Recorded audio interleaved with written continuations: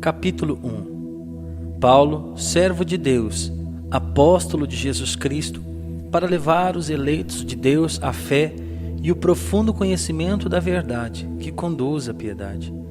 Na esperança da vida eterna, prometida em tempos longínquos por Deus, veraz e fiel, que na ocasião escolhida manifestou a sua palavra, mediante a pregação que me foi confiada, por ordem de Deus nosso Salvador.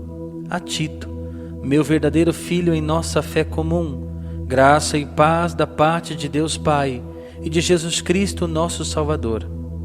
Eu te deixei em Creta para acabares de organizar tudo e estabeleceres anciãos em cada cidade, de acordo com as normas que te tracei.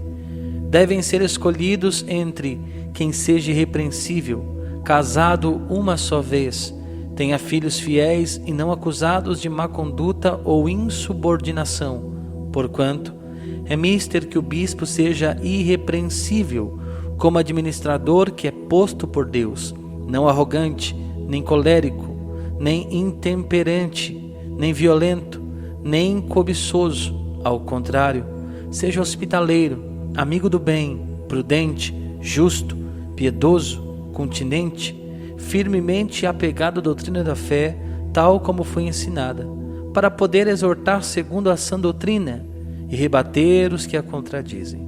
Com efeito, há muitos insubmissos, charlatães e sedutores, principalmente entre os da circuncisão. É necessário tapar-lhes a boca, porque transformam famílias inteiras, ensinando o que não convém, e isso por vil espírito de lucro. Um dentre eles, o profeta deles, disse: os cretenses são sempre mentirosos, feras selvagens, glutões, preguiçosos. Esta asserção reflete a verdade. Portanto, repreende-os severamente para que se mantenham sãos na fé e não deem ouvidos a fábulas judaicas, nem a preceitos de homens avessos à verdade. Para os puros, todas as coisas são puras. Para os corruptos e descrentes, nada é puro. Até a sua mente e consciência são corrompidas. Proclamam que conhecem a Deus, mas na prática o renegam. Detestáveis que são, rebeldes e incapazes de qualquer boa obra. Capítulo 2. O teu ensinamento, porém, seja conforme a sã doutrina. Os mais velhos sejam sóbrios, graves, prudentes, fortes na fé, na caridade, na paciência. Assim também as mulheres de mais idade mostrem no seu exterior uma compostura santa. Não sejam maldizentes nem intemperantes, mas mestras de bons conselhos.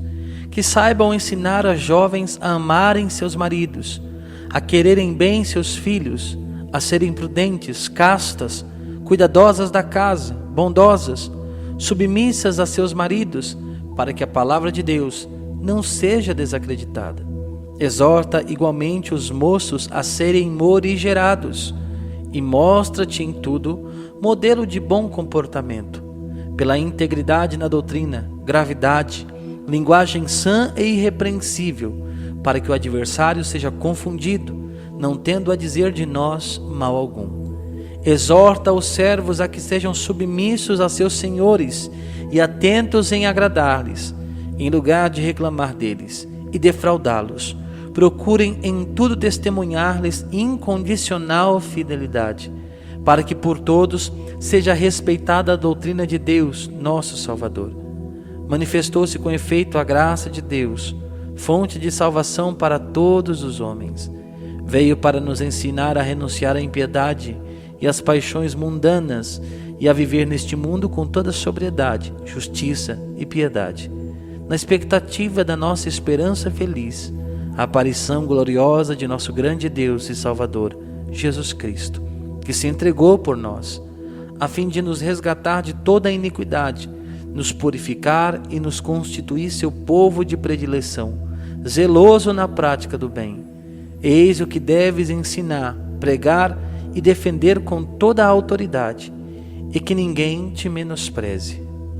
Capítulo 3.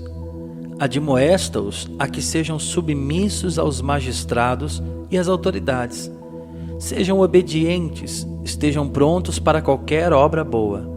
Não falem mal dos outros, sejam pacíficos, afáveis e saibam dar provas de toda mansidão para com todos os homens. Porque também nós outrora éramos insensatos, rebeldes, transviados, escravos de paixões de toda espécie, vivendo na malícia e na inveja, detestáveis, odiando-nos uns aos outros. Mas um dia apareceu a bondade de Deus, nosso Salvador, e o seu amor para com os homens, e não por causa de obras de justiça que tivéssemos praticado, mas unicamente em virtude de sua misericórdia. Ele nos salvou mediante o batismo da regeneração e renovação pelo Espírito Santo, que nos foi concedido em profusão por meio de Cristo nosso Salvador, para que a justificação obtida por sua graça nos torne em esperança herdeiros da vida eterna.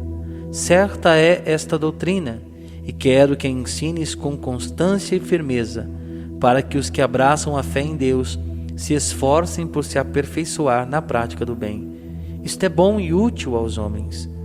Quanto a questões tolas, genealogias, contendas e disputas relativas à lei, foge delas, porque são inúteis e vãs. O homem que assim fomenta divisões, depois de advertido uma primeira e uma segunda vez, evita-o, visto que esse tal é um perverso, que perseverando no seu pecado, se condena a si próprio. Logo que eu te enviar Ártemas ou Tíquico, apressa-te a vir ter comigo em Nicópolis, onde decidi passar o inverno. Prepara com cuidado a viagem do jurista Zenas e de Apolo, de maneira que nada lhes venha a faltar. Urge também que os nossos aprendam a aplicar-se às boas obras, para atender às necessidades mais prementes. Assim, não ficarão infrutuosos. Todos os que estão comigo te saúdam. Saúda todos aqueles que nos amam na fé. A graça esteja com todos vós.